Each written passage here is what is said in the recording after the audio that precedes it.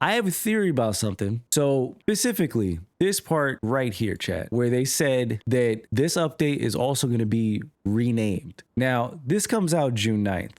I believe there was a DLC originally scheduled to come out in July. My theory is Bungie is dropping the name. They're adding Pantheon 2.0. They're expanding all of the gear in the raid and dungeon stuff to the tier system.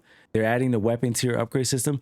They're doing all of this because possibly we could be seeing an Into the Light 2 or something to that degree. Obviously different name, but we could be seeing that. I've seen some people say, I don't think that they'll drop this and then drop the DLC right after. Well, as I said before, right? I'm almost certain, based on what Bungie has said themselves about development time and how they usually start the cycle of development for content, I would almost bet that the next DLC is probably almost finished. If not, you know, already finished and they're just polishing things up because it was already scheduled to come out this year. So I would almost imagine that's already set and ready to go. So if Bungie were to repurpose this, and again, this is all speculation, this is a theory, none of this is confirmed.